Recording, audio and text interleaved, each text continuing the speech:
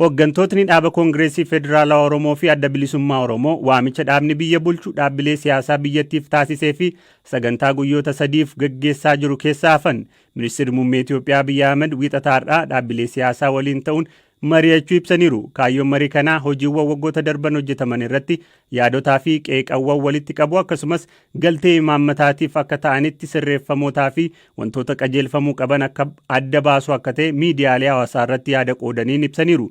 Dura taa'aa dhaaba Koongireesii Federaalawaa Oromoo kataan Profeesar Mararaa Guddinaa garuu walga'ii kanaaf waamichi isaan qaqqabus sagantichi isaaniifis uummataafis bu'aa buusuu hin qabu jechuun irraa hafuu BBC'tti himan. Waa'ee lakkoo ammayyuu ittaanaat dubbise. Waajaan qabneef innanne.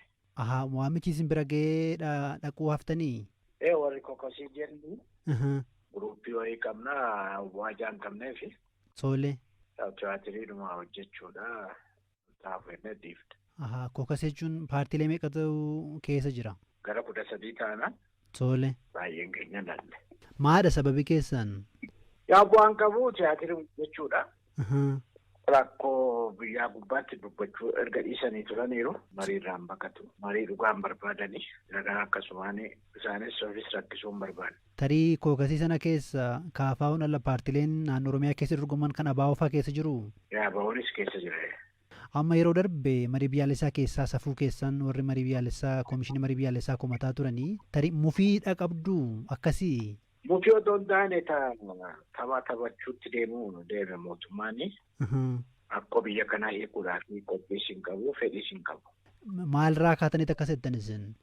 Waggaa jaha wajjin jiraatu wanti kamina waggaa jaha keessatti rakkoon mallachaa deeme malee wanti waggaa jaha keessatti hiikame jiru. Amma yeroo darbee marii biyyaalessaa keessa hafuu keessanis odeeffanneerraa bulchaan biyya yeroo mari'achiisanis hafuu keessa nutti himtanii tarii biraa hafuun keessan sun gaaffiisin yookiin immoo yaada siin kaaftaniif yookiin immoo rakkoo siin jira jettaniif furmaata fiduu danda'aree? Waan hin taane hojjechuudha. Xinnaate waan hin taane keessatti qooda fudhachuu dhiisuunis waa tokkodha jechuudha. Waan nuti barbaadnu gaaffii nuti gaafannu biyya keessattis gaafachaa turre alas innaa wajjin deemne amma Neezerlaandii wajjin dhaqneerraa bakka bu'aa mootummaa iddoo jirutti torban tokko turre biyya Ingilizii wajjin dhaqneerraa Afrikaa kibbaa wajjin dhaqneerraa akkuma nama duudeetti hojii isaanii hojjetu nama nagaani. Kooyikuu fedhii agarsiisaa jiranii karaa ofii deemanirra malee karaa biraa mariidhaanii rakkoo akkasitti hin jedhan qabanii kana keessatti qooda fudhannee bu'aan jiru homtuu jaan jirree fi saba keenyaafis homtuu jaan jirree fi beeknaa jechuu kooti. Neezerlaandii fa'aa Afrikaa kibbaa fa'aa jettan warra mootummaa wajjin dhattanii moo maadhani waansaa?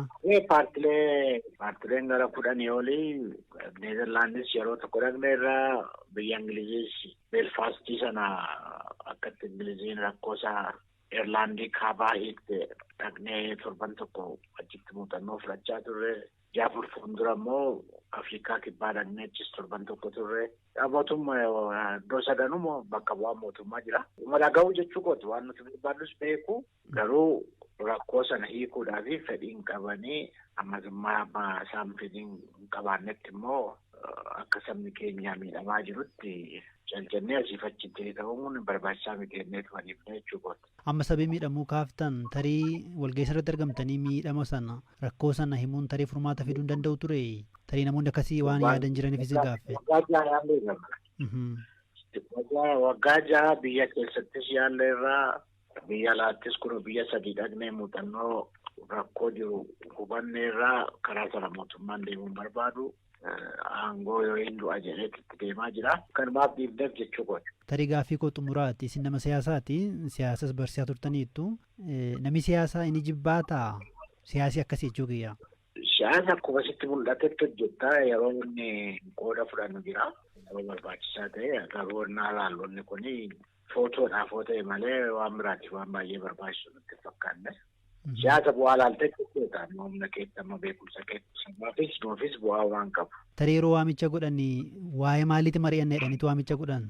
Gaaf tokko waan mootummaan guddina biyyaa gubbaatti hojjete kaleessa isa laatu jedhanii har'a immoo muummicha ministeeraatu isin dubbisa jedhanii borummoo tireeningii moo silxanaa waan jira wayii guruppii wayiitiin qabanii waan akkasiiti. Marratti ammoo xiinxala Piriimeer Liigii Ingiliiz. Piriimeer Liigiin Ingiliiz xumuramuuf taphoota 9 tafe. Dilbata kaleessaa taphootni taphataman eenyu waancicha injifachuu danda'a jedhamee tilmaamota kennamaa turan irratti jijjiirama uumeera. Liigichi garaagartummaa gooliin durfamuurraa gara garaagartummaa qabxii lamaan durfamuuttis ceera. Liverpool dirree Anfiilditti Biraayitaniin 2-1 injifatee qabxii 67 sadarkaa tokkoffaa qabateetu qabxii morkii eegamaa Siitiif Arsenaal eegaa ture. Morkiin Siitii fi Arsenaal Etihaaditti gaggeeffame goolii malee qixxee goolabame.